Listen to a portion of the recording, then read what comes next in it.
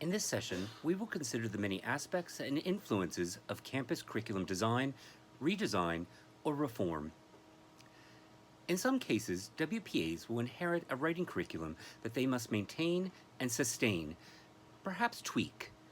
But in other cases, a dean or chair will ask the WPA to overhaul a curriculum that no one has revisited for improvement for a very long time. Sometimes a department has upkept a writing curriculum for decades, but over time, the institutional values, student body, or current professional requirements have shifted. So the writing curriculum also needs to change according to the times and contexts. In other scenarios, the students' writers need different rhetorical and composing aptitudes that they just don't acquire with the current curriculum. The WPA must then reform the curriculum. Depending upon the institution and its curriculum adoption policies, this process can take a lot of arduous work. But the results often wield benefits and rewards for both faculty instructors and students. This video presentation will discuss some of the aspects of curriculum design that a WPA must consider. Intermittently, I will pose some prompts for the viewer to pause and respond to in writing.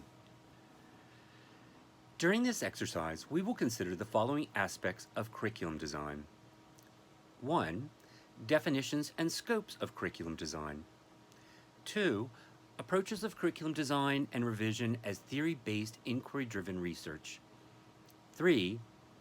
Designs of writing curriculum in local context, which A. Identifying allies, B. Identifying resources and opportunities, C. Identifying challenges and constraints, D. Identifying diverse examples of curriculum design, and E. Identifying curricular objectives and outcomes in terms of purpose, benefits, and flexibility. And finally, 4. Considerations of external interest and pressures on your curriculum. But first, let's pause and consider how you landed in the role of WPA. By understanding our administrative strengths and challenges and why we assumed the WPA role will help us better confront the task of curriculum reform. Pause the video and compose a short rationale to the following questions. What institutional situation has placed you in the role of WPA? What WPA role do you or will you assume, such as FYC director, WAC coordinator, writing center director, or something else? What administrative background or organizational capabilities do you bring to this position? Why do you want to take on this position as WPA? Now, please pause the video and respond to these prompts as they inform your personal and campus context. Definitions and scopes of curriculum design.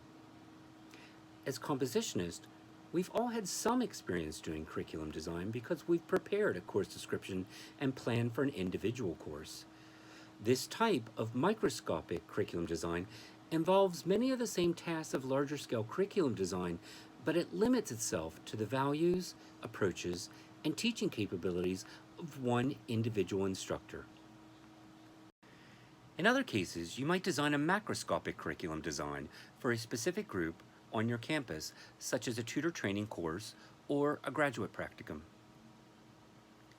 In this case, you must think beyond individualistic pedagogical values and approaches and consider how the people in the course will have to understand their own values, approaches, and capabilities to teaching. You want your participants to adapt what you offer them to their own idiosyncratic educational approaches. In the broadest sense, and the one that concerns the WPA who does programmatic curriculum design, a telescopic curriculum must consider from a distance the instructional capabilities of a writing faculty, the institutional resources available to sustain a curriculum, the pedagogical context of teaching, such as face-to-face, hybrid, or fully online courses, and, most importantly, the composing and rhetorical needs of your student body. This telescopic perspective one seen locally but from afar, must also have a periscopic viewpoint because WPAs must consider a 360 degree of their campus surroundings, context, and stakeholders. They must view the landscape or ecology of their campus's rating needs. For programmatic curricular design, the WPA doesn't necessarily want their rating program to represent only a collection of different rating courses lumped together under the nominally registered English 1 and 2, but instead to have a cohesive, coordinated sense of curriculum that offers each student an equitable rating experience regardless of their instructor or the section in which they have landed. Of course, individual courses will offer diverse experiences, but because students pay the same tuition, they deserve some discernible programmatic definition of their campus rating curriculum. This type of programmatic curriculum design reaps the following benefits. 1. Students have a transparent understanding of the goals, values, and objectives of the rating curriculum. 2. Instructors have transparent and attainable goals, values, and objectives by which to design their rating courses. 3. When instructors meet to discuss the curriculum, they have a common denominator of curricular ideals to discuss and improve how it works. 4. WPAs can explicitly state to their instructional staff, upper administrators, grant funders, and cross-disciplinary faculty colleagues what the rating curriculum does and what the rating program intends to achieve through this curriculum. 5. WPAs can choose assessment devices from the curriculum and devise assessment measures that align with the goals, values, and objectives of the rating program. Let's pause and reflect again upon the curricular goals, values, and objectives that might benefit the campus rating needs of your institution, your instructional faculty, and your student body. Consider and brainstorm about the following prompts. As the WPA of a proposed curriculum, what values and objectives would you like to see implemented in your rating curriculum? How do these curricular desires reflect your own values, perspectives, and biases about writing? What strengths or challenges does your instructional staff have that will influence how you design your proposed curriculum?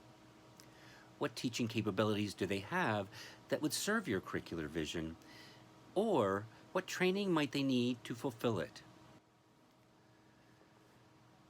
What other stakeholders must you consider in this curricular design?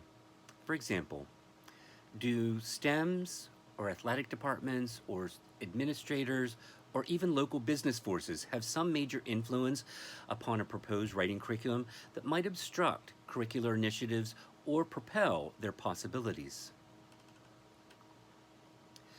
What stakeholders in this curricular initiative might act as allies? What stakeholders might have strong opinions about writing that hinder your curricular plans? Who will you need to involve in this curricular initiative, and how will you involve them? Pause and spend some time reflecting and writing about these prompts as they pertain to your local institutional context.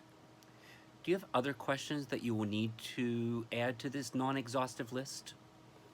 Finally, across the nation, there are exemplary models of writing curricula that, while particular to their institutional context and needs, offer sources of inspiration and guidance to our own curricular endeavors.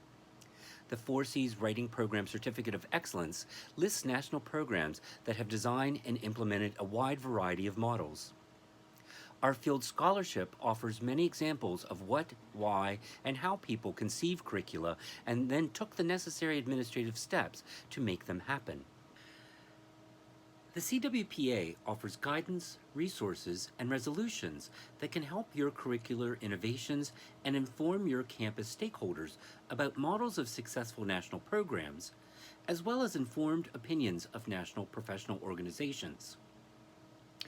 Doing your research about the resolutions from the Conference of College Composition and Communications, from the Council of Rating Program Administrators, from the National Rating Project, and from the Framework for Success for Post-Secondary Rating, which was a collaborative project from the former 3 groups.